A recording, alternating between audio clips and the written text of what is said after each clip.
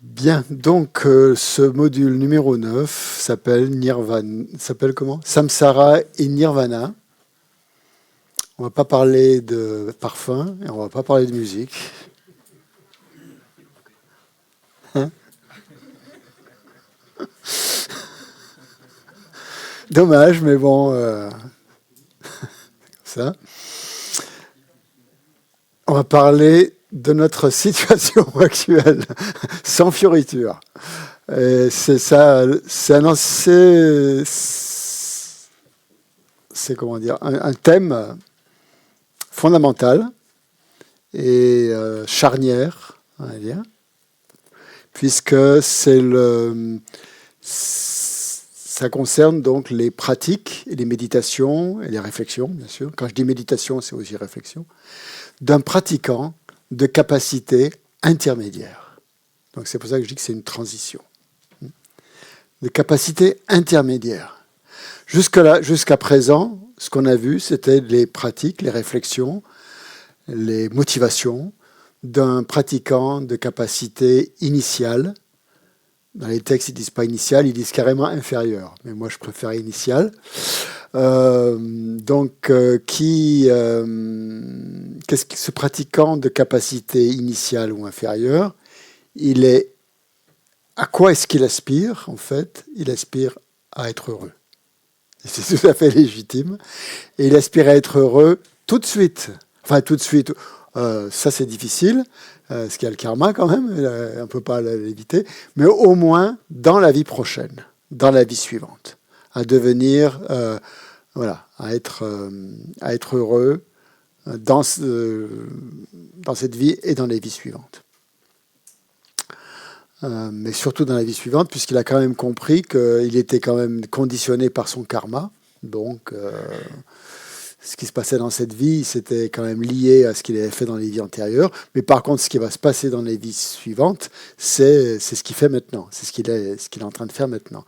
Donc, il met l'accent vraiment sur le côté positif de tout son comportement, aussi bien physique que verbal que mental, sachant que c'est ça qui va lui apporter le bonheur.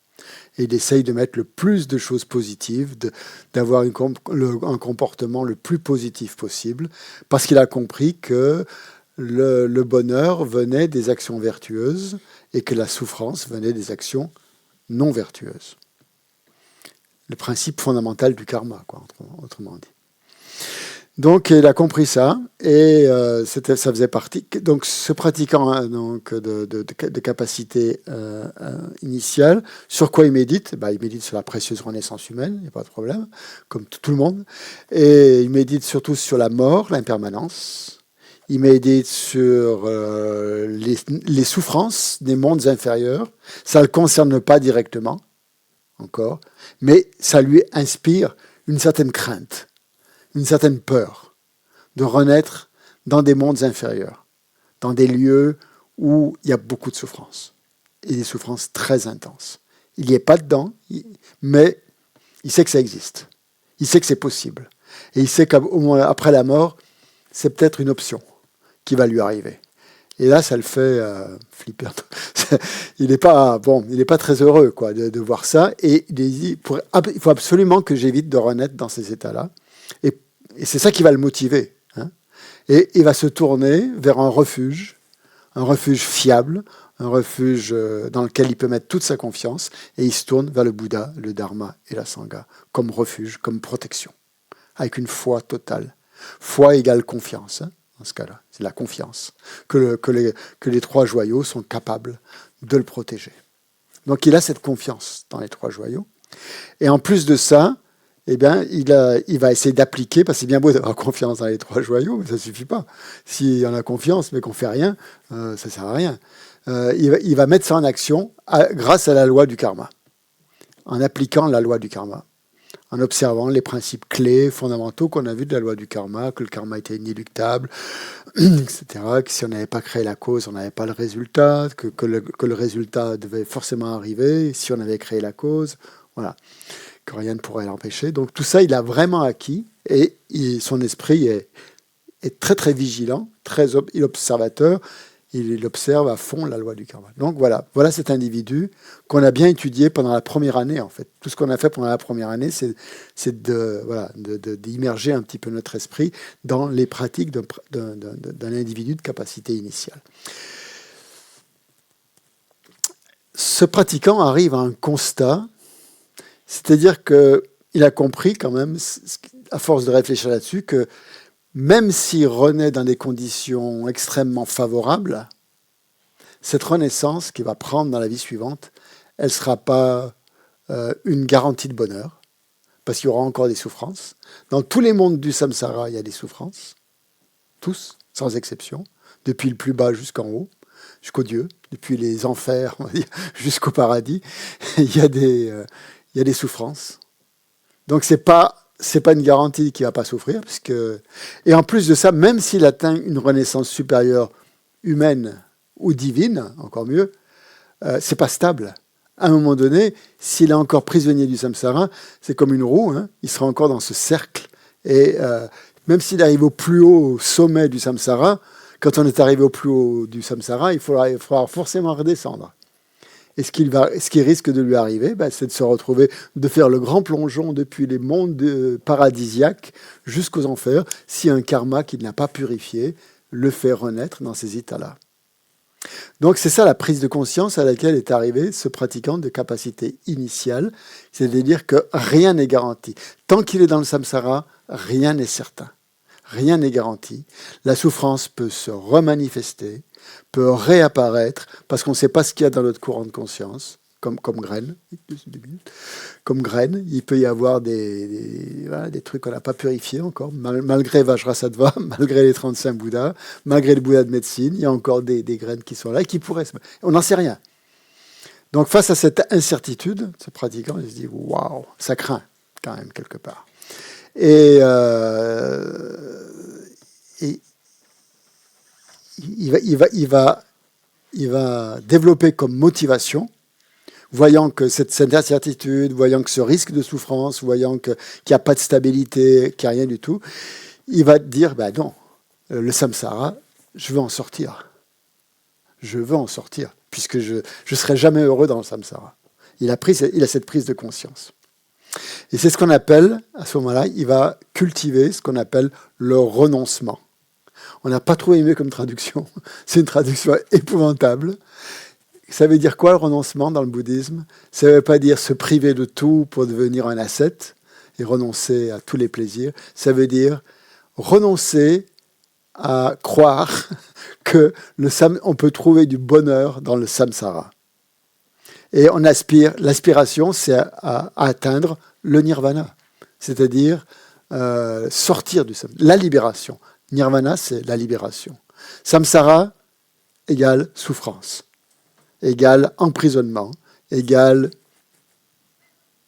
emprisonnement. Et nirvana égale libération. Donc il me dit, le renoncement, c'est avoir cette aspiration à se libérer du samsara. Tant qu'on n'a pas cette aspiration profonde à se libérer du samsara, on n'a pas le renoncement.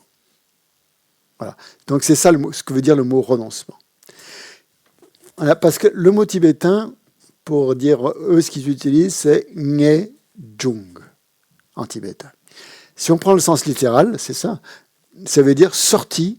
Jung, c'est sortir, ou émergence. Émergence, si ça vous parle, ou sortie définitive. Nge, ça veut dire définitif. Ça veut dire que vous avez pris la détermination, une fois pour toutes, de manière complètement déterminée, convaincu, de vouloir sortir du samsara. Voilà ce que c'est que le renoncement.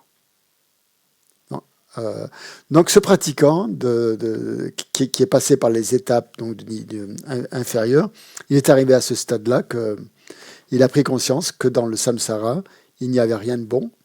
Il n'y aurait aucun vraiment... Il y aurait des plaisirs, certes. Bien sûr, il y a des plaisirs dans le samsara. Il y en a plein, évidemment. Mais ces plaisirs ne sont pas fiables. C'est du plaisir, mais un moment de plaisir, vous savez, comme on le sait tous, hein, ça dure un instant. Et après, on est encore dans le même état. Hein. On n'est pas sorti. Même si on a eu un moment de plaisir, malgré tout, on reste quand même conditionné par par un état d'insatisfaction, on va dire. Hein. Voilà. Il n'y a pas de satisfaction possible dans le samsara. Donc il a compris ça et il va vraiment réfléchir à ça.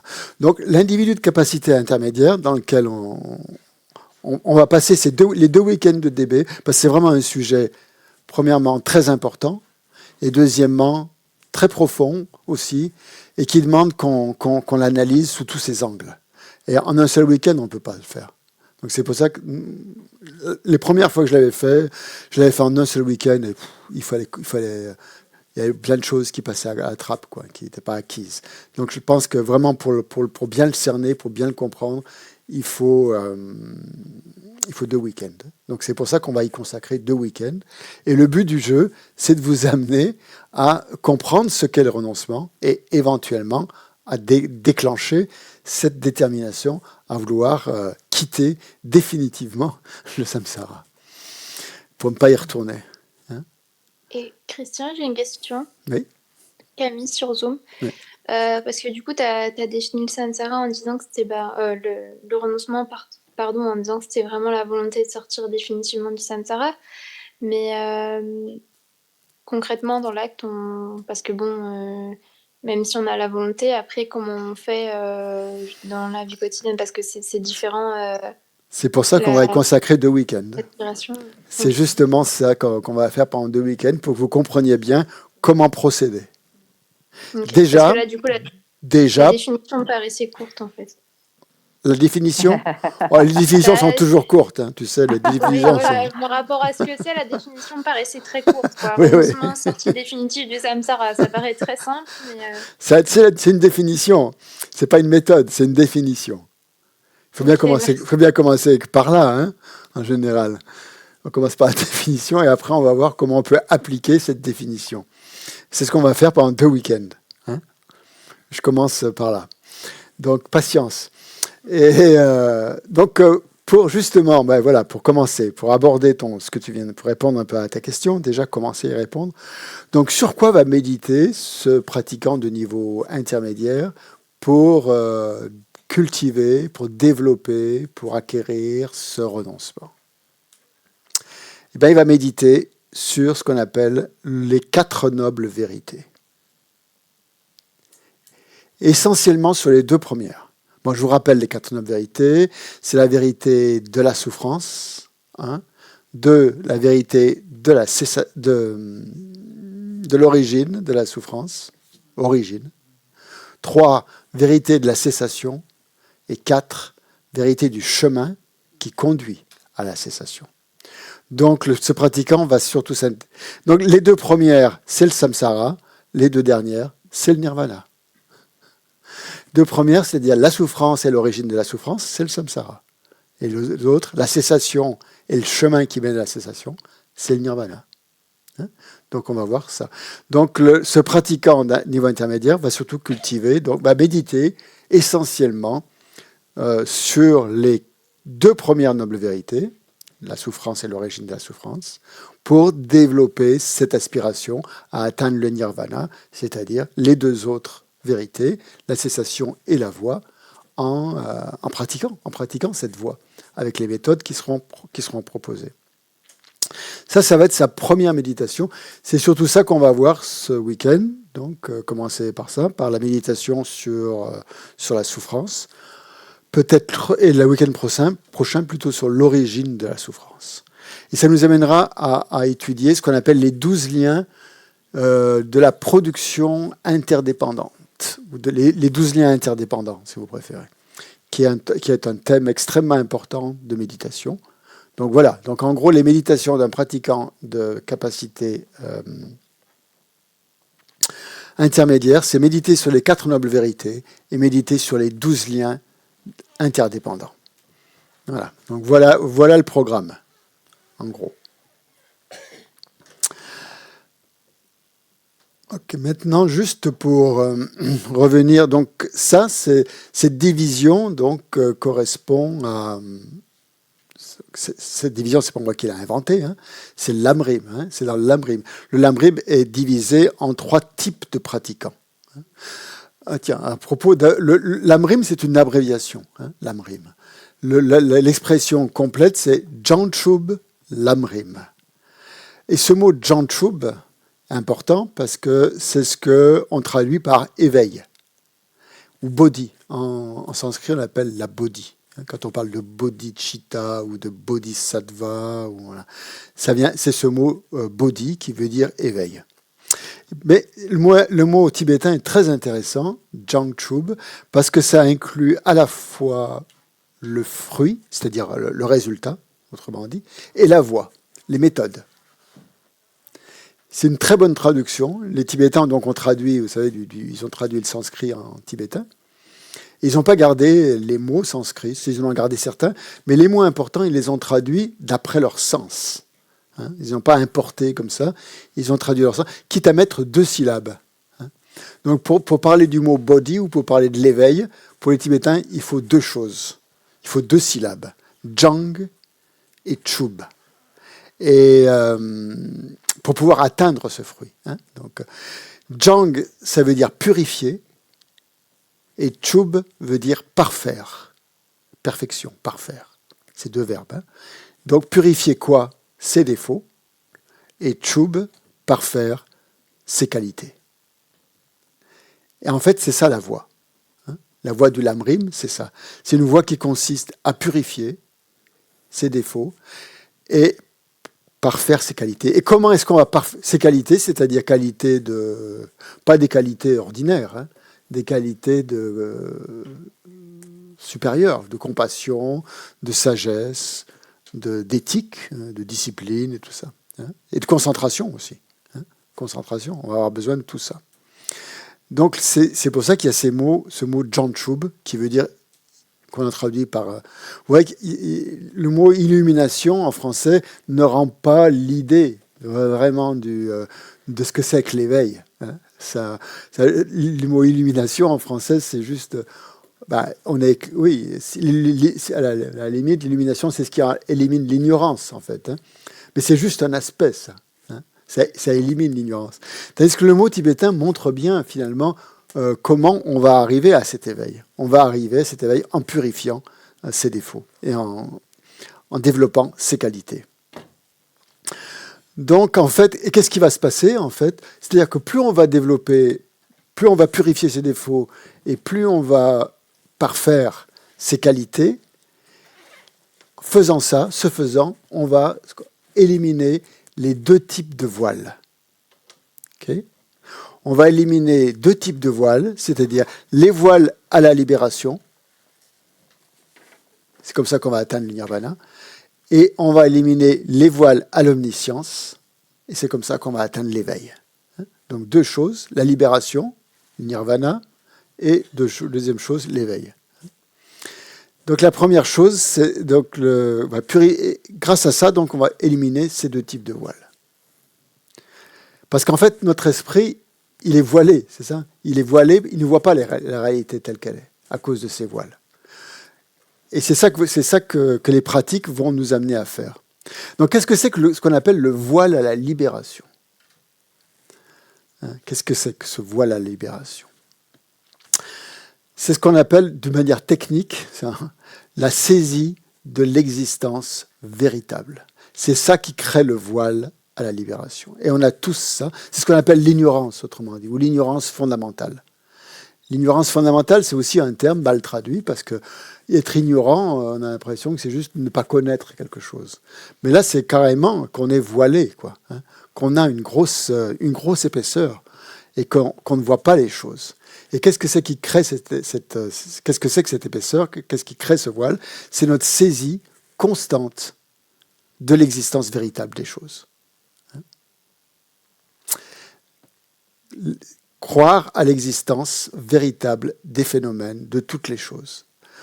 Et ça, donc, cette croyance ou cette saisie, le mot saisie, c'est peut-être un peu trop physique, c'est comme croyance, en fait. On adhère ou adhésion. C'est un peu comme si, oui, c'est un terme qui entre un peu entre les deux. Adhésion et croyance. Sans arrêt, on perçoit les choses comme si elles existaient véritablement. De leur propre... Qu'est-ce que ça veut dire exister véritablement? C'est-à-dire d'elles-mêmes. Et pas par rapport à pas moi. Moi, j'y suis pour rien là-dedans. C'est ça l'ignorance. Les choses existent d'elles-mêmes. Hein. La personne que je vois ce matin, que je rencontre, elle existe d'elle-même. C'est pas moi qui l'ai créée. Moi, j'y suis pour rien. Tout existe. Les choses, les phénomènes, les objets, les personnes, tout ça, ça nous apparaît systématiquement comme existant de par soi-même. Il y a nous et les autres. Tous les objets, tout le monde phénoménal. C'est ça la saisie de l'existence véritable. C'est ça l'ignorance dans le bouddhisme. Et cette saisie de l'existence véritable, à cause de ça, si on avait que ça serait bien beau. Bon, ok, on a ça. Mais le problème, c'est que ça va engendrer toutes les perturbations mentales. Hein? Toutes les perturbations mentales vont venir à cause de cette saisie de l'existence véritable. Hein? Ça va engendrer et ça va créer... c'est ça qui va amener ces graines, qui va mettre ces graines dans notre esprit, qui sans cesse nous font percevoir les choses comme si elles existaient véritablement. C'est ça qui va créer les graines des perturbations mentales qui habitent finalement dans notre continuum mental. Donc ce voile à la libération, c'est ça qu'il faut éliminer. Cette saisie de l'existence véritable qui est source de toutes les perturbations mentales. C'est ça, donc c'est le premier voile. Le voile à l'omniscience, c'est quelque chose d'encore plus profond que ça. C'est c'est la perturbation fondamentale. Le voile à la... Bon, vous me direz, la saisie de l'existence véritable aussi, c'est une perturbation fondamentale. Mais disons que le voile à l'omniscience, ça va plutôt être à un niveau plus, je dirais peut-être d'inconscient, je ne sais pas si c'est juste, mais c'est toutes les imprégnations karmiques, en fait, qui sont liées à cette existence véritable, qui ont été créées par cette saisie de l'existence véritable. Toutes les imprégnations karmiques qui sont tous ces potentiels de souffrance, en fait, qui sont à l'intérieur de nous. Et toutes les perceptions dualistes que ces imprégnations karmiques entraînent. Donc ça, c'est ce qu'on appelle le voile à l'omniscience. Donc vous voyez deux voiles. Un voile à la libération, saisie de l'existence véritable, et un voile à l'omniscience avec toutes les empreintes karmiques. Pour être Bouddha, il faut éliminer les deux voiles. Hein? Mais on n'en est pas là encore. Hein? On n'en est pas encore au voile. On va y aller progressivement. Il nous reste encore quelques mois. On va déjà éliminer le voile à la libération. On va regarder ce que c'est que cette saisie de l'existence véritable. Donc cette saisie de l'existence véritable, comme je disais, c'est une perturbation fondamentale, hein, qui est la racine du samsara. Donc si on veut se libérer du samsara, forcément, il va falloir aller à la racine. On ne peut pas éliminer le samsara juste en éliminant des petites touches comme ça, des petites choses superficielles. Hein. Tant qu'on ne sera pas allé à la racine du samsara, on ne l'aura pas éliminé. Donc vous voyez, la motivation d'un étudiant ou d'un pratiquant de capacité intermédiaire, elle est très profonde. Hein. Il a compris que le samsara était souffrance. Et il veut sortir du samsara. Donc, il lui faut couper la racine du samsara. C'est ça le but. C'est ça sa motivation. Il va se servir de trois choses. Et qu'est-ce qui va l'amener à ça? C'est ce qu'on verra, ce qu'on appelle les trois entraînements supérieurs.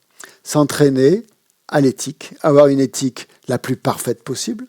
C'est pour ça que certains prennent des vœux, des monastiques ou laïques ou ce qu'on veut, pour s'assurer que l'éthique, on va être bien, on va pas se fourvoyer, on va être bien sur la route, on va pas prendre des chemins de travers et on va adopter cette éthique de la manière la plus parfaite possible. On n'est pas parfait, ça c'est sûr, mais on va essayer de la du mieux que possible en adoptant les règles. Et le deuxième, c'est ce qu'on appelle le premier entraînement. On les appelle des entraînements ou des entraînements supérieurs. Bon. Premier entraînement. Le deuxième entraînement, c'est la concentration. Pour pouvoir couper la racine du samsara, il faut avoir une très bonne concentration. Parce que cette racine, elle est enfouie en nous. Il faut aller la chercher, il faut aller la voir, il faut la regarder, il faut aller l'observer. Notre esprit, il est très distrait, il y a plein de choses, on a plein de préoccupations. Donc, il a du mal à se canaliser sur quelque chose. Donc, il va falloir développer cette concentration pour apprendre à notre esprit à se canaliser. C'est pour ça qu'à l'Institut, on offre, par exemple, ces retraites de Shiné, du calme mental avec Geshe Loden, qui durent 7 jours ou 10 jours, pour entraîner l'esprit à se concentrer, justement, en vue d'acquérir cette sagesse. Cette sagesse qui va réaliser l'absence d'existence véritable, qui va aller à la racine du samsara. Et plus cette concentration va être forte, va être aiguisée, plus on va toucher le point essentiel. Ça, c'est un outil indispensable. Premier outil, la discipline. Sans discipline, c'est difficile de se concentrer, parce qu'on est très éparpillé. Si on n'a pas de discipline, on va se perdre dans 1001 activités qui paraissent toutes très intéressantes.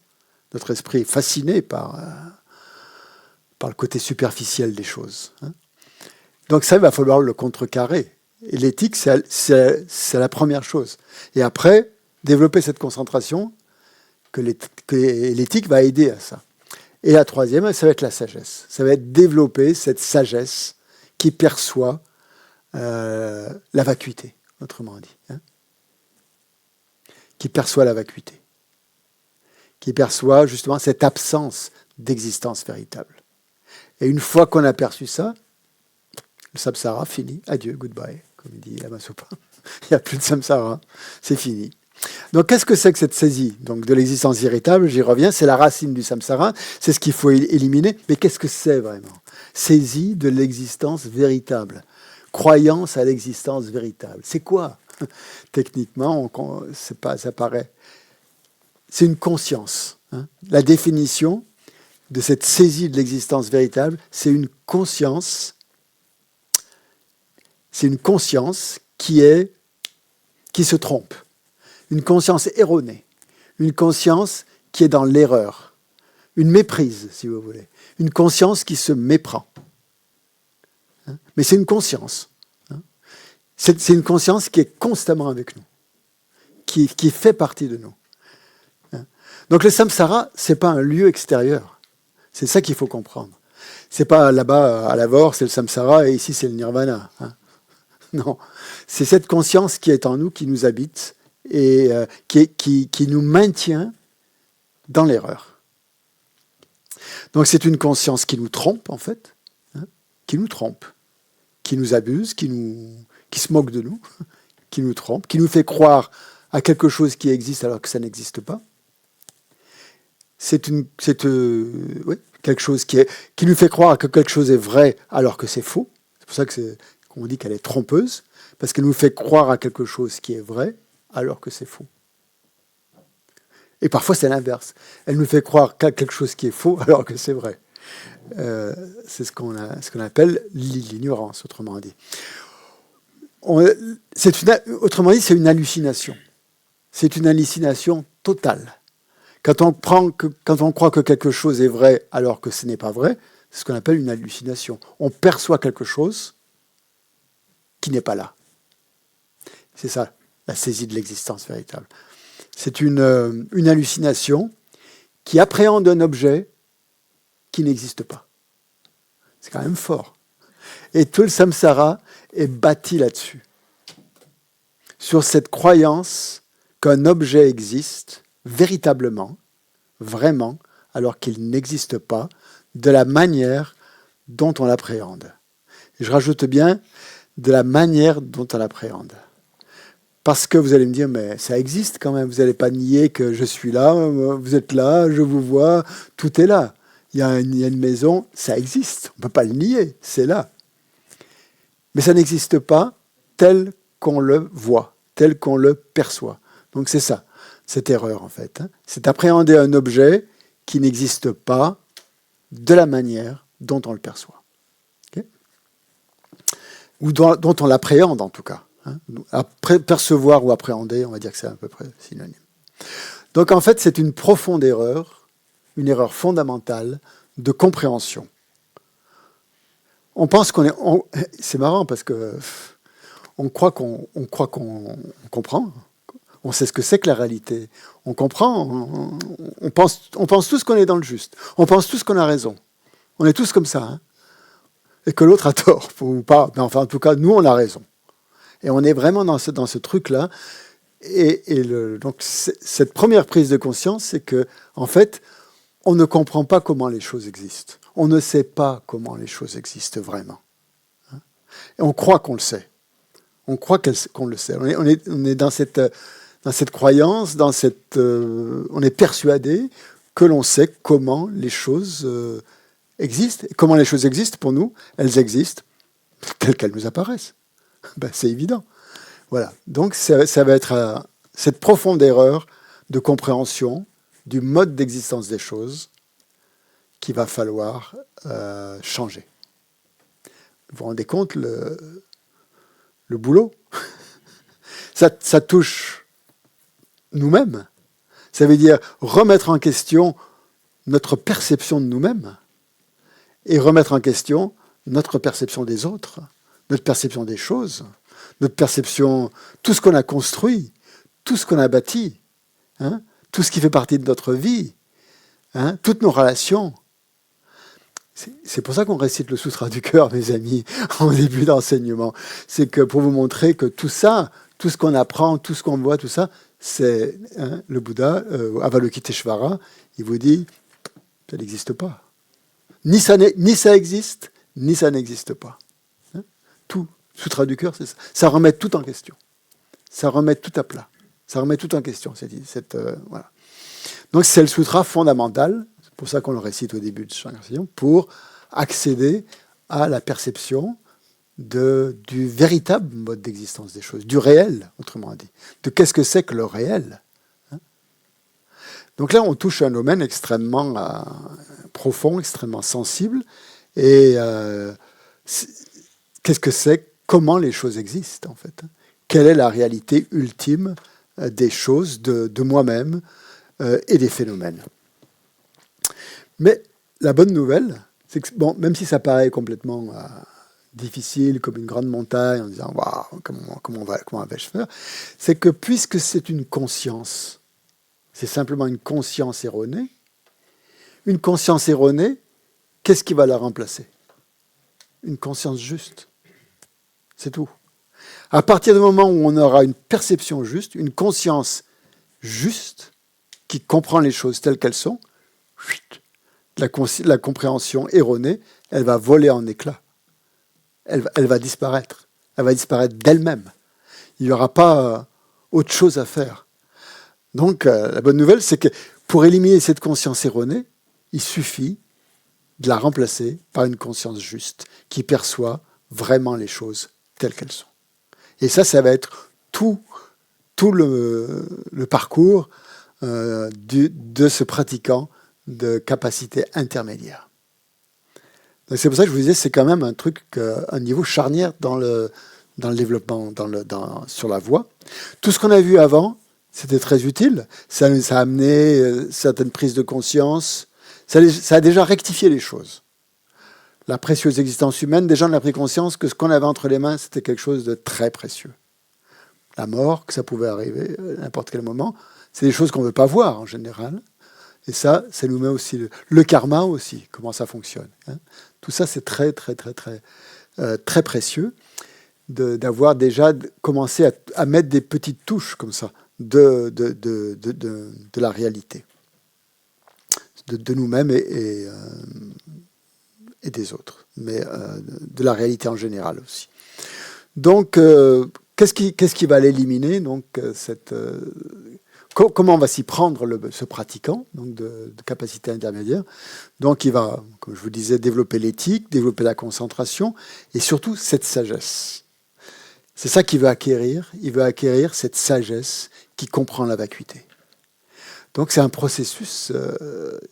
On entre dans un processus à la fois philosophique, puisqu'on veut comprendre ce que c'est que la réalité. Mais le bouddhisme, c'est pas simplement une philosophie. Vous l'avez bien compris maintenant. C'est pas qu'une. Il y a une philosophie, il y a un aspect philosophique, mais il y a aussi très fortement un aspect religieux évidemment, mais aussi un aspect psychologique. Et pour pouvoir accéder à cette perception de la réalité ultime, on ne va pas y accéder comme ça directement parce qu'on en a envie. Il va falloir analyser sa psychologie, sa propre psychologie. Comment on fonctionne, comment on est. Chose que le pratiquant intermédiaire, le pratiquant débutant ou initial, faisait pas trop. Il essayait plutôt de comprendre un petit peu tout ça, le karma et tout ça. Maintenant, c'est différent. Maintenant, on devient notre propre thérapeute, comme dit Lama Yeshe, au niveau intermédiaire. On devient notre propre thérapeute. C'est-à-dire qu'on va voir, on va regarder comment ça fonctionne, l'esprit, pour pouvoir justement corriger les choses. Et ça va être ça la sagesse. En fait. Ça va être la sagesse qui va aider, qui va donner un peu de lumière, pour pouvoir analyser les choses. On a besoin de cette sagesse pour pouvoir analyser, sinon on n'y voit rien. Ou on serait déjà éveillé si on avait déjà cette sagesse en nous-mêmes. On a cette sagesse, mais elle n'est pas vraiment développée. Donc le but, ça va être de la développer. De développer cette sagesse qui comprend la vacuité, qui comprend le mode d'existence ultime des choses. Et quand on aura réalisé la vacuité, une fois qu'on aura réalisé la vacuité, grâce à cette compréhension de la vacuité, on va continuer à méditer sur la vacuité et éliminer petit à petit les différentes couches qui composent cette adhésion à l'existence véritable des choses, à cette croyance erronée de l'existence véritable des choses, jusqu'à ce que notre esprit soit totalement purifié de la saisie de l'existence véritable. Oui, par rapport au fait que donc on devient notre propre thérapeute, est-ce que avoir recours à psychologue, psychanalyste peut être une aide en ajout à notre démarche? Ça, c'est à vous de voir. Dans certains cas, ça peut être utile. Bien sûr, c'est pas une obligation. C'est pas une obligation. Mais les deux peuvent être utiles. On ne travaille pas sur le même terrain. Dans la perspective bouddhiste, on veut aller au plus juste. On veut aller au plus profond. On veut aller à la compréhension de la réalité ultime. Et parce que c'est ça qu'on vise. Parce que déjà, en nous, il y a pour pouvoir voir la réalité ultime, il faut déjà avoir un esprit très stable. C'est ça le but de la concentration. Très bien équilibré. Il y a des personnes, malheureusement, elles n'ont pas forcément l'esprit très équilibré. Il y a des souffrances, des blessures, des souffrances qui sont là. Des blessures familiales, des blessures d'enfance, plein de choses. Et méditer sur la vacuité, ça peut faire peur. Ça peut réveiller des névroses, je ne sais pas, des peurs, réveiller des... Voilà. À ce moment-là, ces gens peuvent très bien être aidés sur un autre plan. Ils peuvent, tout en méditant sur la vacuité, avoir un psychologue qui les conseille pour être peut-être plus dans le social, plus dans le monde actuel, dans le monde conventionnel, on va dire, et pas trop dans l'ultime non plus. Il y a des gens qui vont peut-être plonger dans une vision excessive de l'ultime, tomber dans un extrême, en me disant mais rien n'existe. Non. Alors souvent le rôle du psychologue, ça va peut-être de leur montrer qu'ils ont les ancrer un peu plus dans la réalité conventionnelle. Il y a des gens qui n'ont pas besoin de ça, qui sont suffisamment équilibrés pour avoir pour faire la part des choses entre le conventionnel et l'ultime. La plupart des gens. Mais pour certains, c'est difficile. Et là, pourquoi pas, bien sûr. Le rôle du psychologue, c'est bien ça, justement, ou du psychanalyste, c'est de vous ancrer dans la réalité conventionnelle, Il ne s'occupe pas de l'ultime. Oui, il ou elle, l'ultime, c'est pas son terrain.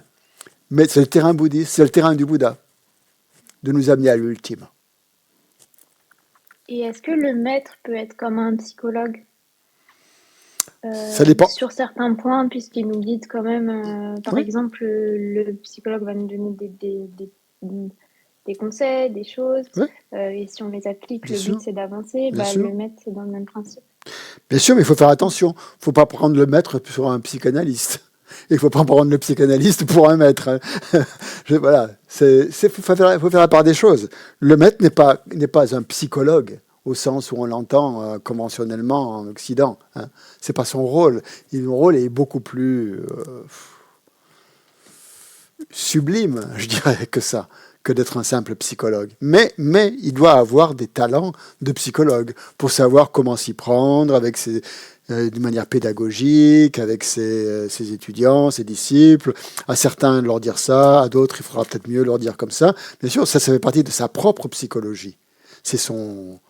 Il a développé les qualités, suffisamment de qualités pour être à même, pour être capable de pouvoir aider psychologiquement mais c'est pas un psychologue au sens ordinaire du terme. Voilà. C'est pas ça. Un psychologue, ça reste un psychologue. C'est quelqu'un qu'on va voir, avec qui on entretient, qu'on paye, on a une relation, là, ça, et puis voilà. Le maître, c'est pas ça. Un maître est beaucoup plus engagé qu'un psychologue. Le psychologue, une fois que vous l'avez vu pendant, je sais pas, une demi-heure ou 3/4 d'heure, ben voilà, c'est fini. Vous avez une relation peut-être avec lui, il rentre chez lui, tout ça. Le maître, la relation, elle est beaucoup plus, elle est jusqu'à l'éveil. Le maître va vous accompagner jusqu'à l'éveil. Un vrai maître spirituel, il vous lâche pas jusqu'à l'éveil, jusqu'à ce que vous atteigniez l'éveil. C'est ça qu'il veut, le maître, c'est que vous atteigniez l'éveil. C'est pas faire de vous quelqu'un qui fonctionne bien dans la société. Pas ça son intérêt. Il s'en fiche que vous fonctionnez bien dans la société. Il veut que vous atteigniez l'éveil. Le psychologue, il s'en fiche de l'éveil. Il veut que vous fonctionniez bien dans la société. C'est pour ça que vous le payez. C'est deux choses complètement différentes. Mais ça peut être complémentaire, dans certains cas. Je dis bien dans certains cas. Et il n'y a rien de mal à ça, à aller voir un psychologue. La voie bouddhiste n'est pas non plus une voie que psychologique. Hein. Elle n'est pas faite pour régler les névroses ou faite pour régler des choses comme ça. Could you turn off the thing? Because I think because of the sun, it's quite warm enough. À qui? Pardon? It's bottom and top. And top minimum. Voilà, super, merci. D'accord, merci. Très bien. Oui, donc il y avait... oui, je sais pas, je me suis interrompu. Voilà, oui, donc les deux sont possibles. On peut avoir très bien... Mais il ne faut pas mélanger les rôles, quoi, autrement dit. Il ne faut pas mélanger les rôles. Je continue?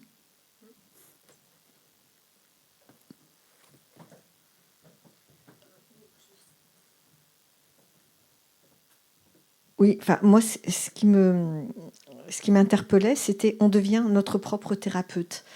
Et grâce au maître, on devient grâce aux enseignements, grâce à la voix, grâce à notre motivation, on devient... Je ne vois pas comment on... C'est la Mayéché. C'est une expression que j'ai reprise de la Mayéché. Il a écrit un petit livret, Devenir son propre thérapeute. Et c'est vraiment le sujet de motivation intermédiaire, ça. De rentrer dans l'esprit. De rentrer dans l'esprit. C'est ça, être son propre thérapeute. C'est pas quelqu'un qui fait le travail. C'est-à-dire que dans ma façon de voir, c'est que on ne peut pas devenir son propre thérapeute sans autrui. Fatalement, on est obligé de passer par la vision de l'autre, alors par le maître, mais on ne peut pas devenir son propre thérapeute sans maître ou sans psychanalyste, pas psychologue, mais sans psychanalyste. Voilà. Ouais. Je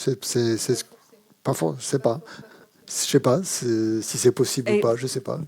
Ou de manière tout à fait exceptionnelle, on a le Bouddha Shakyamuni. Voilà. De manière tout à fait exceptionnelle. Il y a des enseignements. Voilà. On se sert de ces enseignements pour avancer sur la voie. Il y a le Bouddha, il y a le Dharma et il y a la Sangha. Voilà. Qu'est-ce qui joue un rôle très important aussi dans le parcours, dans la progression sur la voie? C'est la Sangha. La Sangha, c'est vous, c'est nous. C'est nous, pardon. Oui, voilà. C'est pas vous, c'est nous.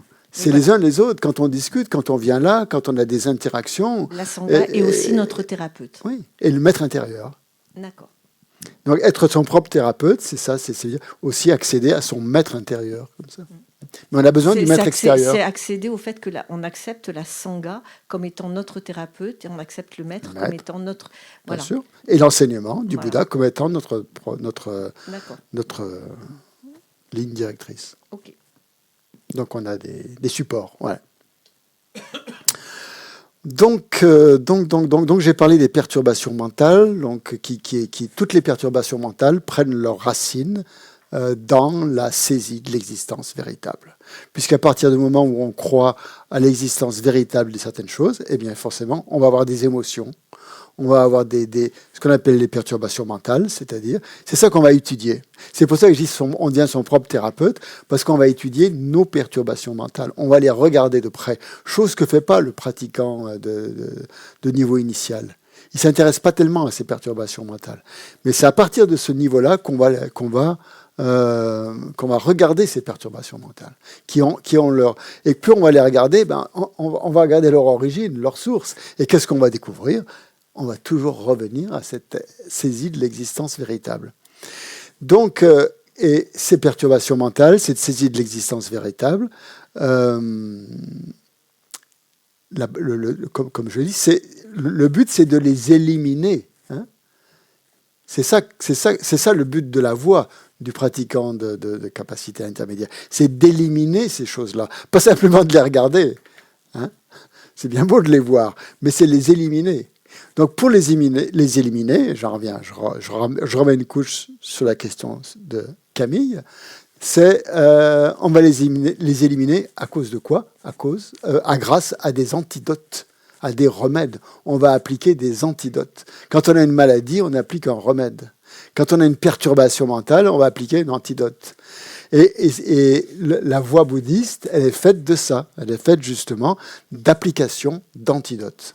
Pour chacune des perturbations mentales, il y a un antidote qu'on peut prendre. Donc c'est pour ça qu'on est son propre thérapeute. Parce qu'on va regarder quelles sont nos perturbations mentales et quel antidote on va leur appliquer pour pouvoir les éliminer. Donc voilà où ça se situe, cette voie. Hein. On regarde son fonctionnement, on regarde ses perturbations, on ose les regarder et on a le courage d'appliquer le remède que nous donne le Bouddha. Donc ça veut dire déjà qu'on a confiance qu'on peut éliminer ces perturbations mentales. Si on se dit, non, elles sont là, c'est ma vie, je suis comme ci, je suis comme ça, je ne peux rien y faire, il n'y a pas de transformation. Donc déjà, le prérequis, c'est d'accepter, c'était notre premier cours, hein, qu'est-ce que c'est que l'esprit, hein? C'est quelque chose qui se transforme, hein, quelque chose qui peut se transformer, qui va se transformer jusqu'à l'éveil. Donc on peut supprimer tout ce qui ne va pas. Hein. On peut éliminer, il y a un terme pongwa en tibétain qui veut dire éliminer, qui veut dire supprimer. Parfois on le traduit par abandonner. Hein, abandonner les perturbations mentales à l'aide de leurs antidotes respectifs. Par exemple, quelqu'un qui aurait beaucoup de colère, le Bouddha va lui dire ta colère, tu vas l'éliminer en développant l'antidote, le contraire de la colère. C'est-à-dire la patience, très bien, en développant la patience, formidable, la compassion, la bienveillance, mais c'est vrai, la patience, effectivement. Quelqu'un qui est colérique, c'est quelqu'un qui est impatient, hein, qui veut... donc il va falloir... Et la bienveillance aussi. Bienveillance envers soi-même aussi, envers les autres. Quand on se met en colère, c'est généralement contre quelqu'un, mais aussi contre soi. Et donc, prendre le contrepartie, quand on est en colère, c'est quand même agressif en général. Hein. Il y a une agression. Quel est le contraire de l'agression ? C'est la bienveillance. Hein. C'est la douceur. Donc, être doux. Être plus doux.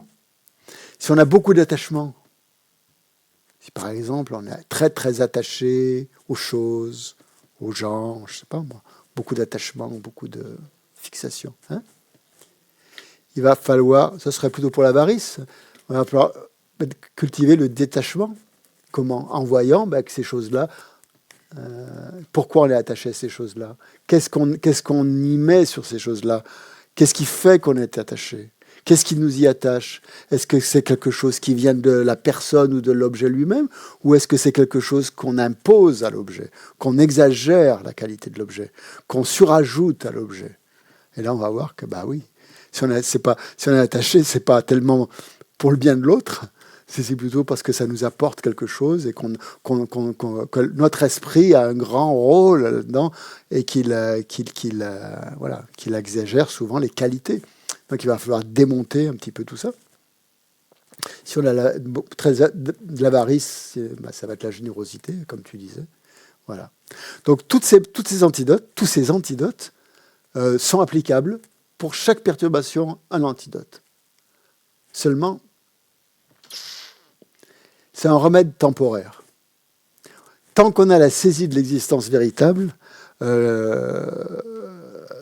ça recrée de la souffrance. Ça recrée les problèmes. Parce que les graines sont toujours là. Il y a toujours les graines. Et parfois, on n'est pas toujours en colère, vous allez me dire, hein, heureusement. Mais il suffit qu'on rencontre certaines conditions. Hein, un matin, ça ne vous plaît pas, et hop, la colère surgit. Donc il y a des graines. Il y a des graines qui sont en vous, qui sont en nous, qui font que la colère surgit. S'il n'y a pas les graines, la colère ne surgit pas. Si on ne rencontre pas des conditions extérieures, la colère ne surgit pas. Mais qu'est-ce qui fait voilà, il y a une interaction entre ces graines qui sont en nous et les conditions extérieures. Et tout ça fait que ça apparaît. Et la colère surgit. Donc tant qu'on n'a pas éliminé ces graines qui sont là, eh bien, on aura toujours des surgissements de colère. Parce que même en appliquant ces antidotes, ça va provoquer un certain soulagement immédiat.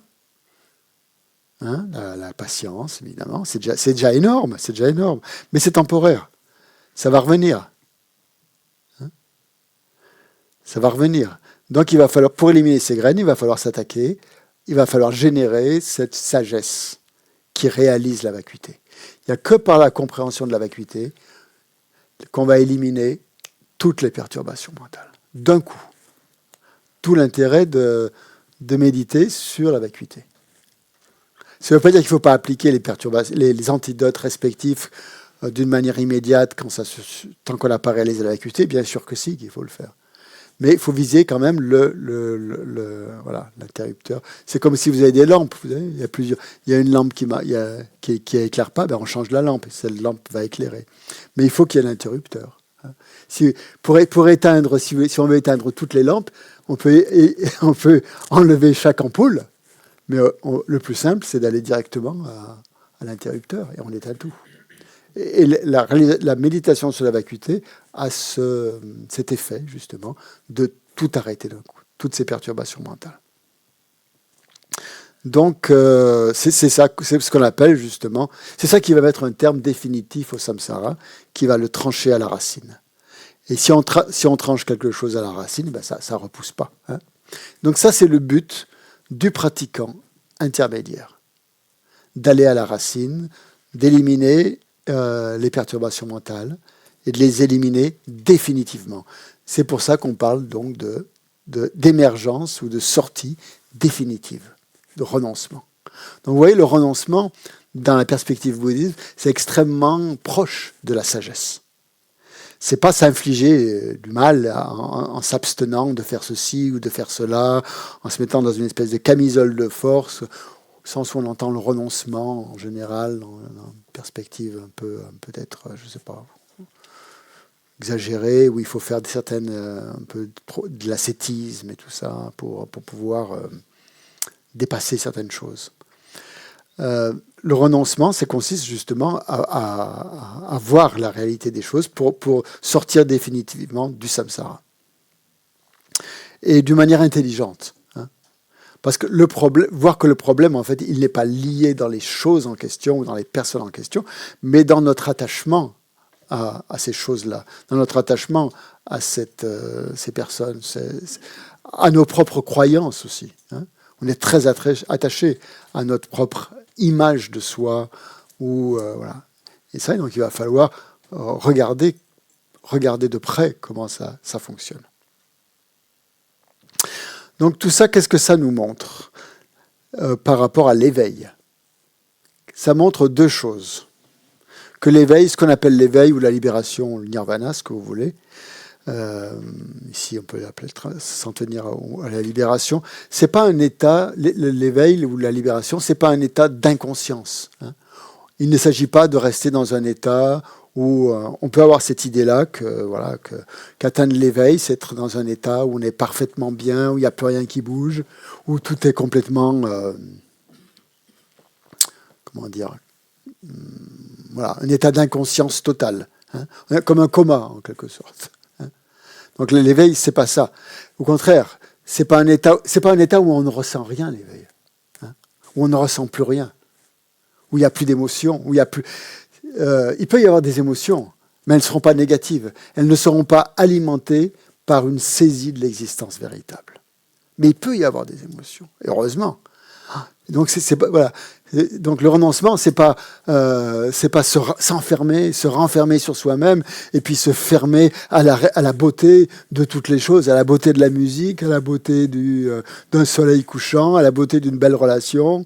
Non, c'est pas ça. Mais c'est de vivre ces choses-là sans attachement. Sans attachement. Et tout le problème est là, hein, en fait. Hein. Parce que nous, dans notre fonctionnement samsarique, entre guillemets, c'est que dès qu'on a un plaisir, dès qu'on a quelque chose d'agréable, on s'y attache. Hein. Et on veut le renouveler, on veut le perpétrer, on veut que ça dure, on veut que ça... Et tant que notre esprit est conditionné par cette saisie de l'existence véritable, c'est la catastrophe. C'est parce que ça ne dure pas. Et on est constamment en quête de vouloir faire durer quelque chose qui ne peut pas durer. C'est impossible. Donc, on rejoint le présent. Oui, si ça existe. S'il y a quelque chose qui s'appelle le présent.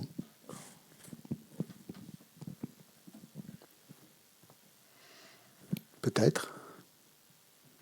Donc l'éveil, c'est pas un état où on est complètement insensible. Au contraire, on est hypersensible. On est hypersensible. C'est un état qui est plein de félicité, en fait, l'éveil. Hein. C'est pas un état où on est mal dans où on est dans une camisole. Hein.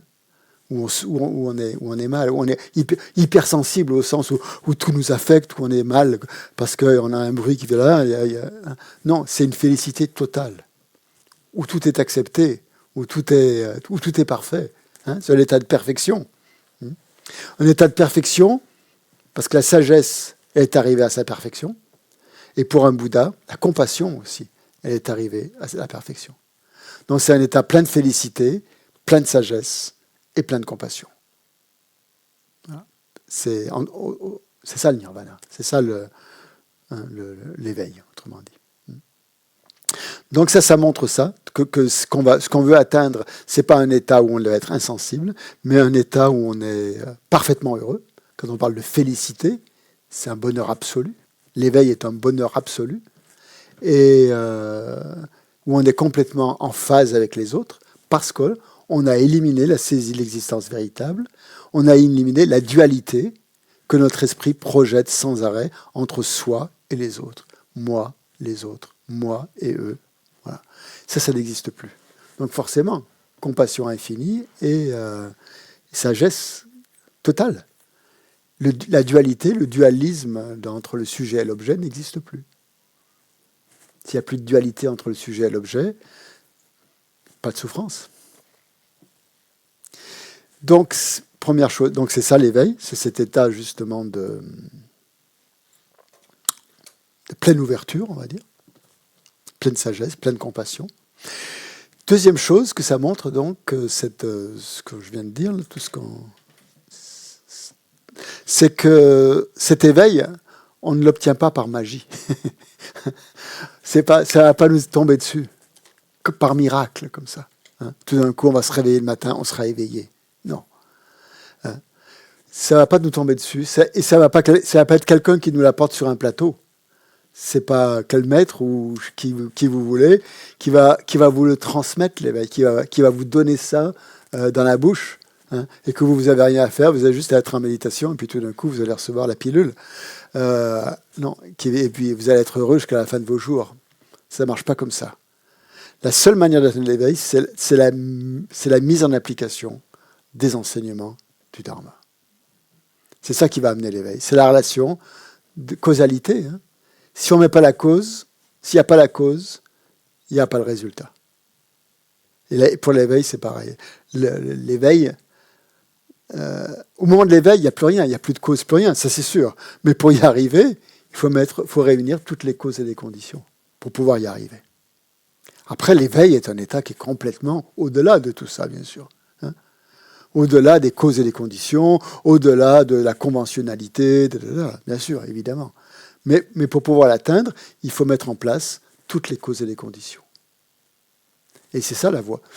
Mais ne vous inquiétez pas, hein, c'est pas un travail, je veux dire, faut pas penser à ça, faut pas voir ça comme un labeur, on va trimer pendant des périodes cosmiques jusqu'à ce qu'on atteigne l'éveil.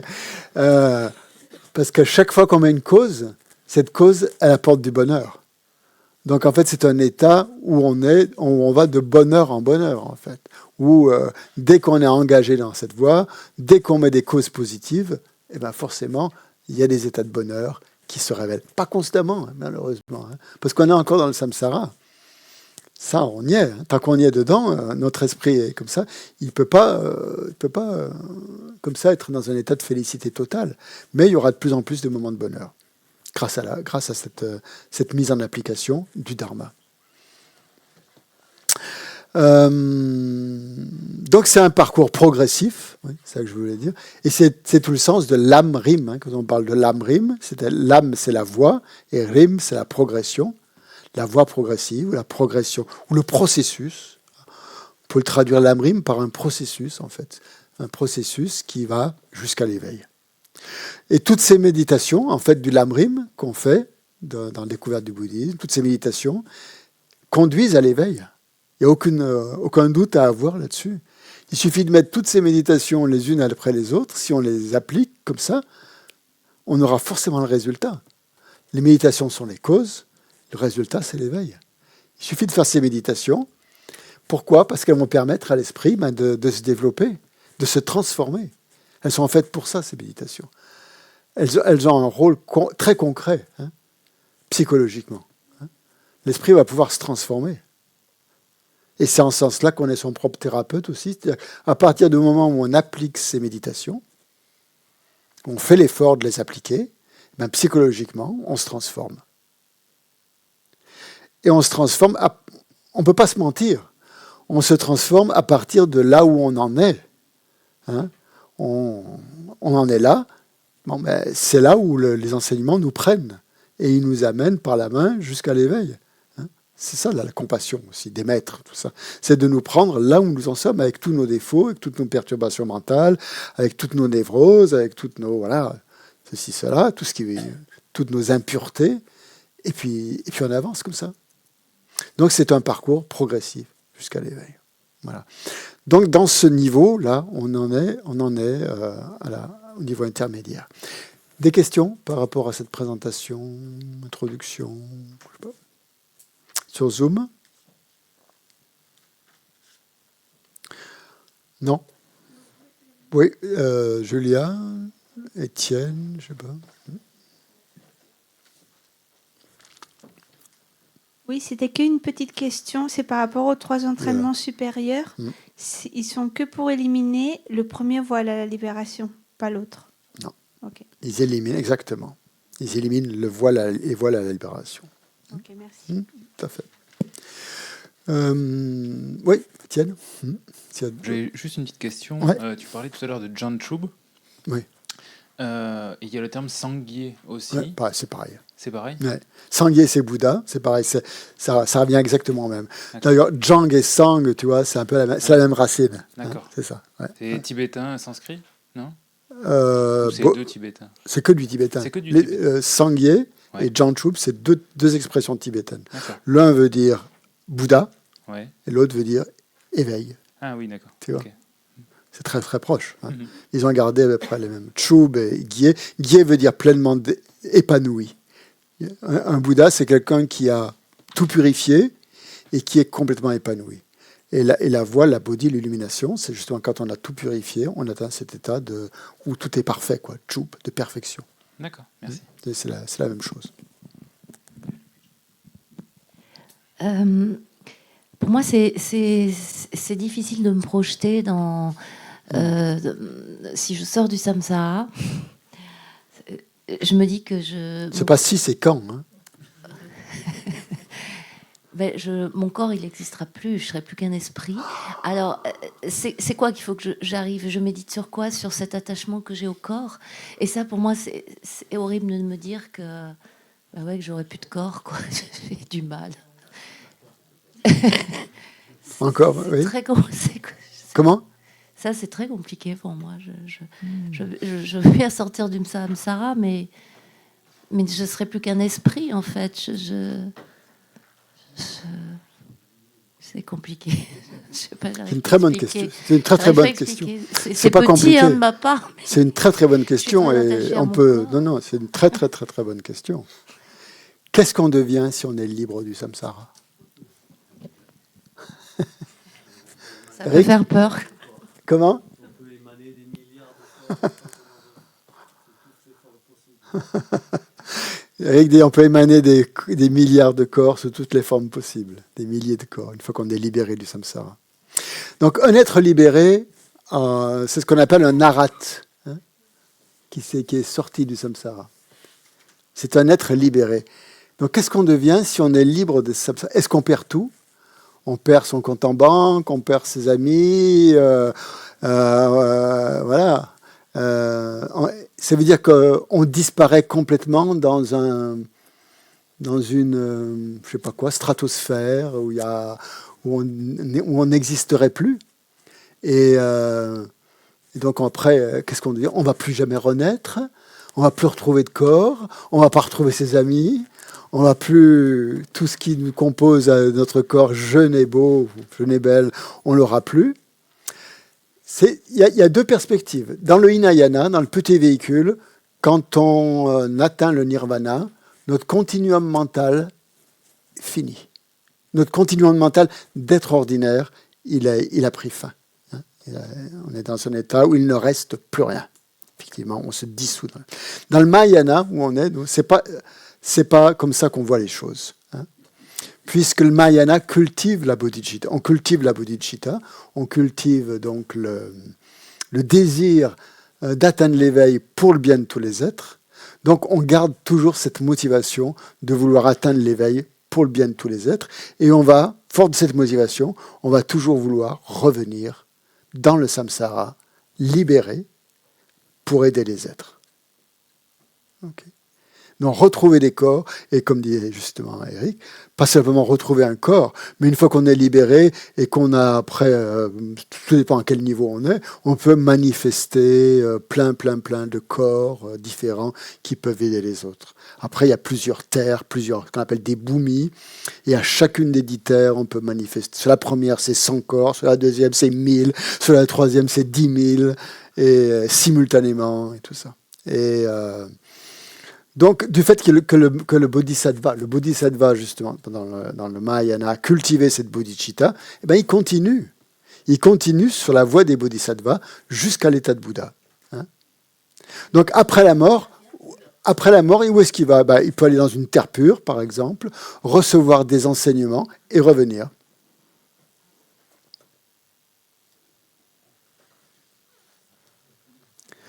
Alors, dans les terres pures, il y a encore des corps. On peut prendre des corps, effectivement. Hein. C'est toute une question d'aspiration, de motivation. Dans le Hinayana, le continuum mental s'arrête. Dans le Mahayana, le continuum mental continue. Il ne s'arrête jamais. Non, mais je pense que c'est quand même en lien avec l'attachement. Parce que oui, complètement. Si je ne reviens pas, j'ai plus d'enfants. C'est lié à l'attachement. Complètement. On revient avec un corps beaucoup plus subtil, qui peut apparaître grossier aux autres, à nous qui avons des perceptions. Quand on voit un maître, on voit le Dalai Lama, on a l'impression que c'est un être humain, qu'il a un corps humain. Mais on voit juste l'apparence physique, hein, juste, en chair et en os. Mais on ne voit pas son corps subtil. Hein. On ne voit pas ce qu'il est capable d'émaner. Mais dans la foule, il y a toutes sortes de perceptions, toutes sortes de gens qui perçoivent, par exemple, le Dalai Lama de multiples façons différentes. Et voilà. Donc, il y a un corps mental qui arrive, un corps subtil, qui est uniquement perçu par d'autres personnes qui ont la même réalisation que vous, qui ont réalisé la vacuité et qui perçoivent cet esprit subtil à travers votre enveloppe grossière. Hein. Voilà. Donc, un corps subtil, c'est un corps où il n'y a plus de souffrance, hein, puisqu'on est au-delà de la souffrance à ce moment-là.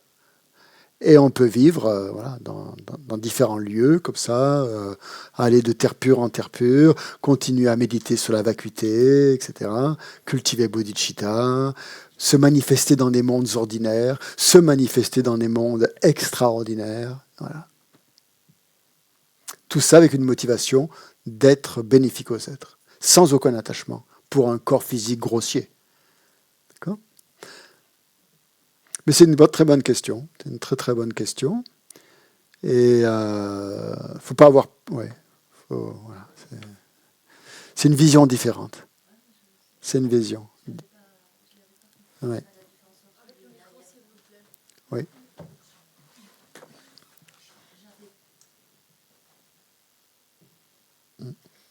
Compris la différence entre justement le Hinayana et le Mahayana, ou ce continuum mental qui s'arrête dans le Hinayana. Donc je suis ravie d'être dans le Mahayana. J'espère. Bon, ouais. Il y a d'autres questions, oui.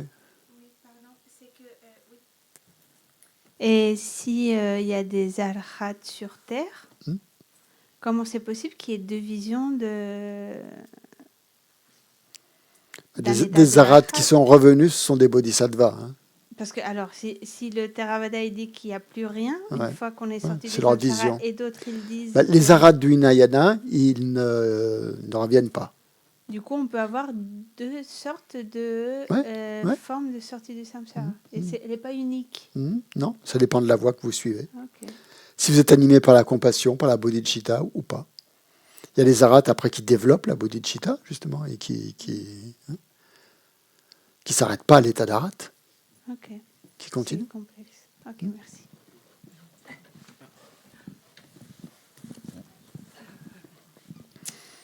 Donc moi, personnellement, sortir du samsara, là, tout de suite, non. C'est déjà plus avoir de perturbations, ce qui est déjà un gros travail. Parce que devenir son propre thérapeute, c'est-à-dire que c'est faire justement des méditations analytiques sur pourquoi on est en colère, pourquoi on est jaloux, pourquoi on est triste, pourquoi ceci, pourquoi cela. Tu n'as pas besoin de t'asseoir sur un coussin pour ça. Non, pas du tout, voilà, bien sûr. C'est ça. Voilà. C'est pas des méditations. C'est faire des réflexions. Des réflexions sur soi-même. Une analyse personnelle. Voilà, ne pas se voiler et être juste avec nous-mêmes, s'analyser et dire voilà, ça, ce sont mes défauts. Et pourquoi par exemple, pourquoi je me mets en colère après une personne, c'est pas la personne qui m'énerve, c'est que moi j'ai un problème. Donc déjà, régler toutes ces perturbations, pour moi déjà, c'est sortir du samsara. Après, évidemment, je continue le travail, il n'y a pas de souci. Ouais. Mais je pense que déjà, il faut qu'on s'analyse, enfin moi perso, m'analyser moi-même, voilà. Bien sûr. Voilà. Ah ben, le pratiquant intermédiaire, il ne s'intéresse qu'à lui. Hein. Oui. Ben, il faut quand même régler nos problèmes pour avancer, tout à fait. je pense. Tout à fait. Voilà. Et on en est là. Voilà, il faut être blanc pour pouvoir... moi, c'est ma vision de la chose. Pour pouvoir aider les autres, il faut déjà bien se comprendre. Bien sûr. Voilà, parce que... Et c'est un passage obligé. Hein. Bien sûr. Donc ça peut effectivement prendre du temps et avant de... Voilà. Bien sûr. Mais si on est engagé, comme je dis là-dedans, c'est très intéressant. Et puis, on est soutenu, hein, si on a pris refuge. Et si on applique la loi du karma, pas de problème. Oui, bien sûr. Oui, très bien. Oui, Samuel.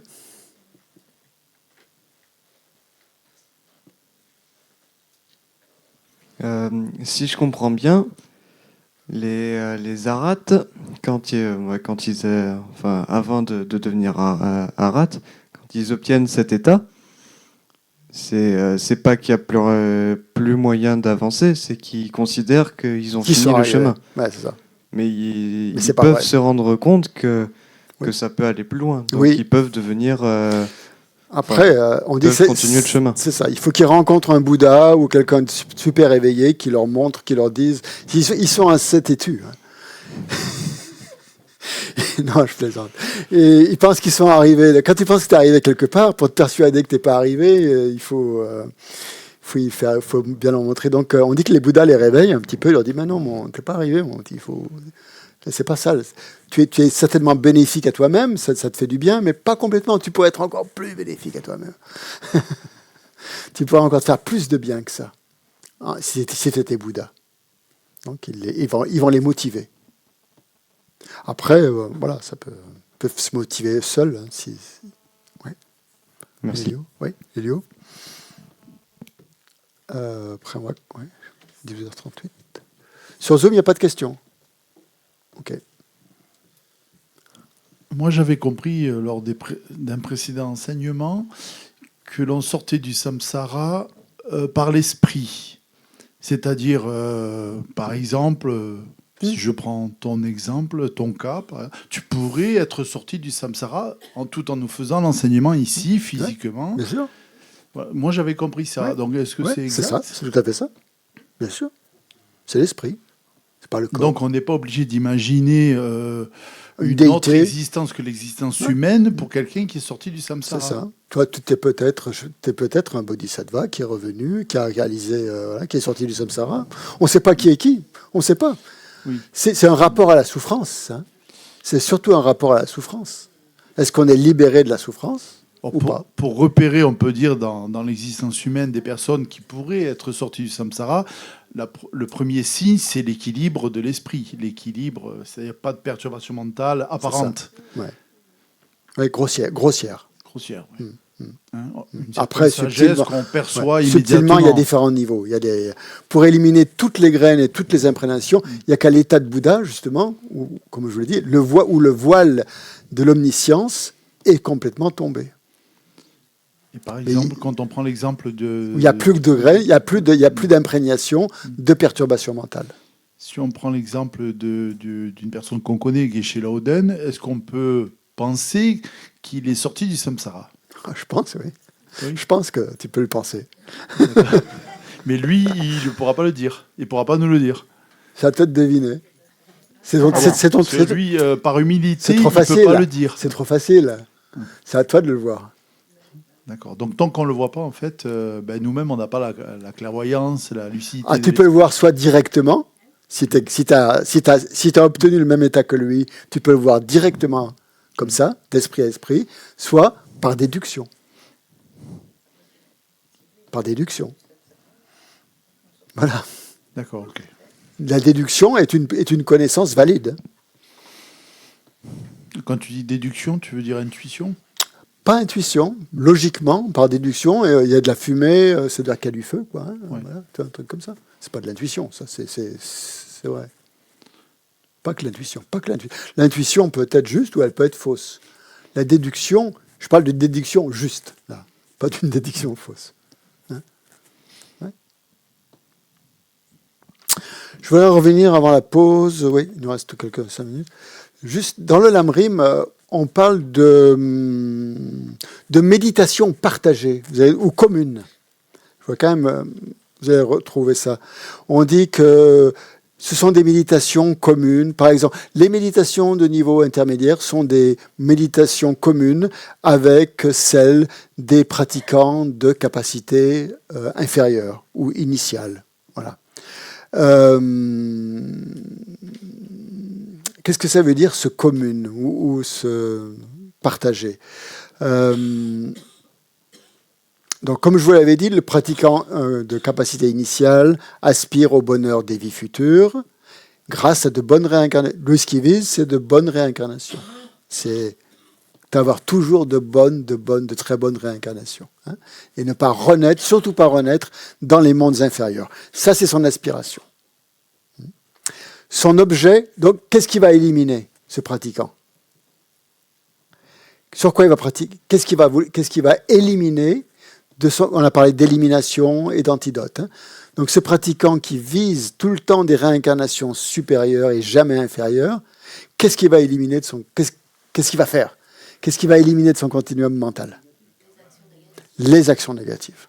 Il va éviter toute forme d'action négative, notamment les 10 actions non vertueuses. Et il va appliquer les 10 actions vertueuses. Il va faire ça. Vous comprenez bien que c'est commun. Tout le monde doit faire ça. C'est pas parce qu'on a un étudiant, un pratiquant de capacité intermédiaire qu'il ne faut pas qu'on fasse ça. On va aussi devoir éliminer les actions non vertueuses. Mais il n'y aura pas la même aspiration. Hein? Lui, il va le faire parce qu'il aspire à atteindre des bonnes réincarnations. C'est pour ça qu'il va vivre. Un pratiquant supérieur, il va le faire pour atteindre l'éveil, hein, pour avoir de plus en plus de chances d'atteindre l'éveil. Donc ce pratiquant va éliminer les pratiquants. Donc le pratiquant initial va éliminer les actions, va arrêter les actions négatives. Il va pratiquer les 10 actions vertueuses pour obtenir une renaissance favorable et être heureux dans la vie suivante, dans les vies suivantes. Super, bien déjà, c'est pas mal. Très bien. Le pratiquant intermédiaire, lui, à quoi il aspire? À se libérer du samsara, complètement. Hein? Okay. Quel va être son objet d'élimination? Les perturbations mentales, les voiles à la libération, hein, autrement dit. Hein? Les voiles à la libération, et l'ignorance, la saisie de l'existence véritable, tout ce que vous voulez, hein, toutes les conceptions erronées, hein, qui sont dans son esprit, tout ce qui lui fait croire que ça c'est du bonheur alors que c'est de la souffrance, par exemple, hein, que ça c'est pur alors que c'est impur, et quelle voie il va suivre? Quelle voie? Pas quelle voie, mais quel entraînement il va suivre? Les 3 entraînements supérieurs. Éthique, concentration, sagesse. Okay. Donc ça, il va mettre ça en plus. Le pratiquant de capacité supérieure, à quoi il aspire? À l'éveil. Développer la bodhicitta et atteindre l'éveil.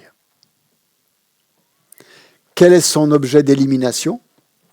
Qu'est-ce qu'il va devoir éliminer? Les voiles à l'omniscience. Pas les voiles à l'omniscience, tout ce qui crée la dualité, les apparences duelles, etc. Et il va pratiquer quoi? Les 6 perfections. Dans cette vision-là, avec bodhicitta. C'est-à-dire la générosité avec bodhicitta, l'éthique avec bodhicitta, la patience avec bodhicitta, la concentration avec bodhicitta. Si vous venez faire une semaine de shiné sur la concentration avec Geshe Loden, vous n'allez pas que méditer sur la vacuité, vous allez méditer sur la bodhicitta aussi. Parce que vous allez pratiquer la concentration avec une motivation de bodhicitta. Autrement dit, toutes les pratiques antérieures sont communes parce qu'il les applique aussi. Et elles lui servent aussi à développer la bodhicitta. Et la dernière, la sagesse, grâce justement à la sagesse avec bodhicitta. Hein? Voilà. Donc, autrement dit, on va dire qu'on ne veut pas être des pratiquants inférieurs, on veut être des pratiquants supérieurs quand même. Mais ça ne veut pas dire que parce qu'on veut être des pratiquants supérieurs, qu'on doit se passer des pratiquants plus initiaux ou inférieurs. Mais ces pratiques-là, on les fait avec un esprit qui vise beaucoup plus loin, qui ne vise pas simplement le bonheur des vies futures ou la libération du samsara, mais qui vise l'éveil. C'est comme si vous étiez en chemin, si vous faites une randonnée ou vous prenez le train de Lille à Marseille et que vous passez par Paris, Lyon et à la Marseille. Vous allez prendre le même train que les gens qui s'arrêtent à Paris ou ceux-là ils descendront du train. Ceux qui descendent à Lyon, ils descendront à Lyon, mais vous continuerez jusqu'à Marseille. Ça veut dire que vous suivez exactement la même voie au départ. Hein, c'est ça qui est bien dans l'Amrim. Hein. C'est ça l'intérêt de l'Amrim. C'est pas que parce qu'il y a les pratiquants initiaux, intermédiaires et supérieurs que voilà, on ne s'intéresse pas à leurs pratiques. C'est les pratiques communes. Hein. Donc le pratiquant initial, celui qui s'intéresse qu'au bonheur de cette vie, il ne va pas pratiquer, bien sûr, les pratiques d'intermédiaire et les pratiques supérieures. Mais nous qui voulons pratiquer les pratiques supérieures, on ne peut pas les pratiquer si on n'a pas en commun, si on n'a pas pris le train, autrement dit, à Lille. Voilà, on ne pourra pas arriver. Mais on prend ce train avec la motivation d'arriver à destination. Que notre destination, ce n'est pas Paris ni Lyon, c'est Marseille. On le sait déjà. Mais on applique ça. Et Geshe Loden, mais chaque fois qu'il nous fait un enseignement, il fait une motivation en montrant bien que si on n'a pas ces pratiques de base, par exemple sur la mort, sur l'impermanence, sur le karma, sur le refuge, on ne peut même pas développer le renoncement. Et alors, ne parlons même pas de bodhicitta. Donc on pense peut-être, moi je suis un pratiquant supérieur, je veux le reste, je veux que me concentrer sur la bodhicitta, je vais laisser tomber tout le reste. Non, ça ne marche pas. Ça marche pas. Parce que vous atteignez pas bodhicitta comme ça. Parce que tout ça, c'est un parcours extrêmement progressif. Juste pour terminer, que c'est pour atteindre justement cet éveil, eh bien, il y a ces causes et effets, donc il faut mettre toutes les causes. Et chacune de ces méditations donc, amène des causes à des effets bien particuliers. Et c'est que quand on a réuni en fait toutes ces causes, que l'on obtient tous les effets. Je crois qu'on va s'arrêter là pour midi, à moins qu'il y ait d'autres questions.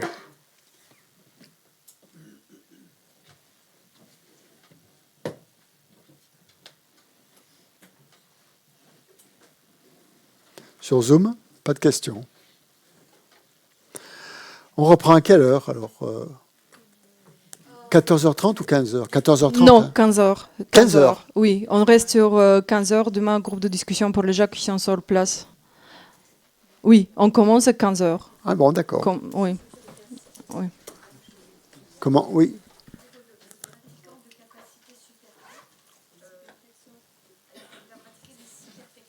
Oui.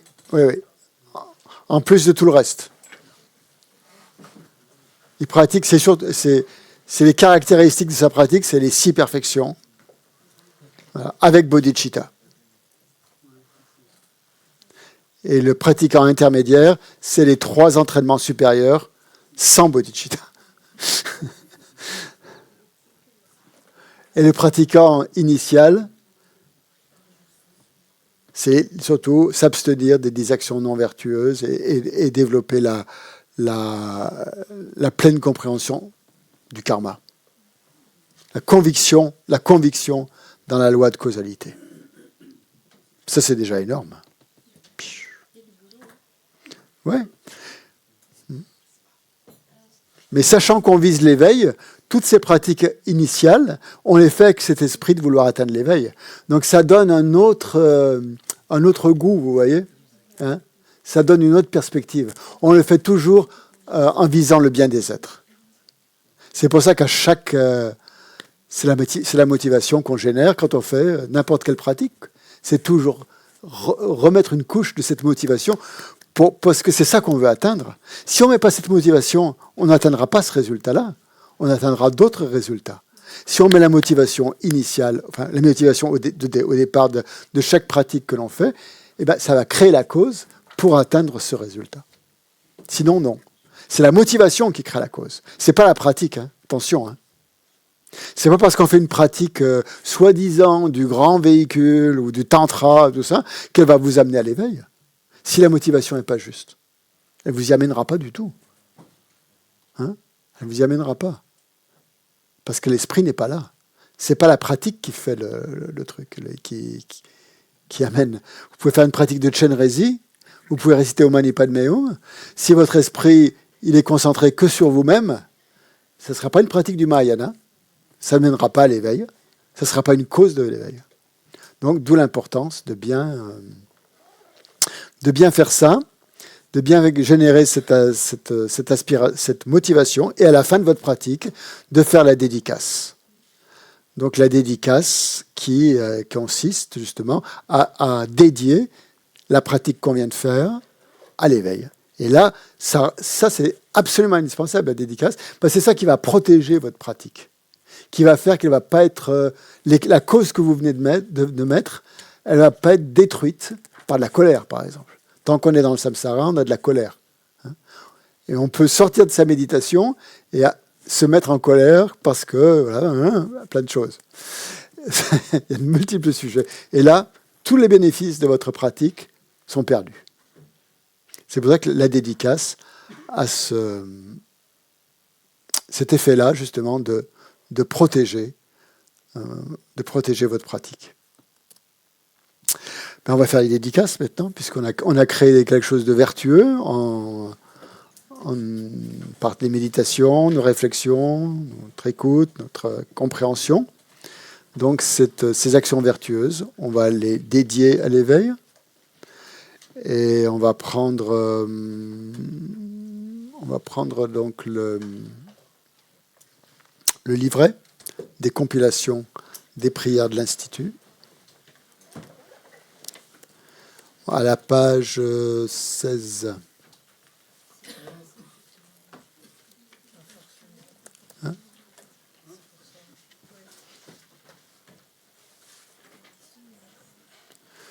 Sur Zoom, je vais partager avec vous, oui, sur Zoom.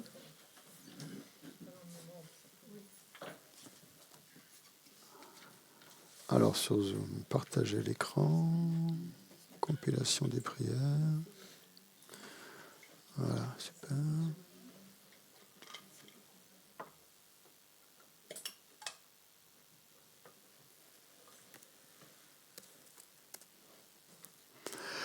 Vous y êtes ?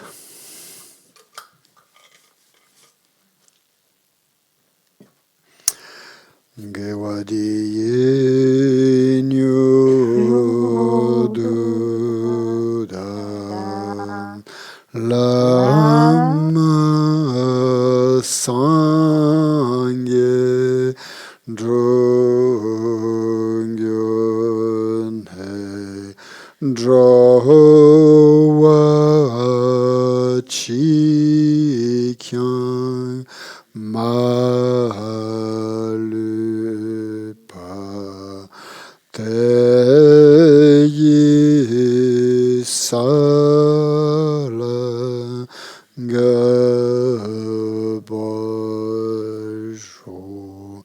Que tous ceux qui sont malades recouvrent rapidement la santé, que toutes les maladies de ce monde disparaissent à jamais.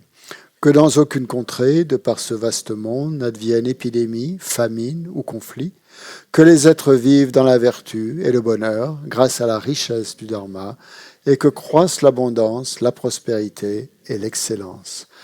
Jancho sem chorim poche ma kyepa nam gengyochi kyepa nyam pa me pa yang gone gondu pelwa sho tonye tawarim poche ma kyepa nam kyegyochi kyepa nyam pa me pa yang gonen gondu pelwa shon.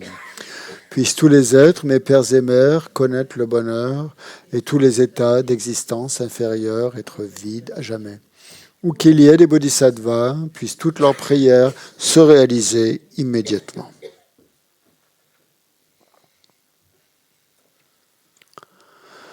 Voilà, merci beaucoup, bon appétit, et on se retrouve donc à 15h tout à l'heure.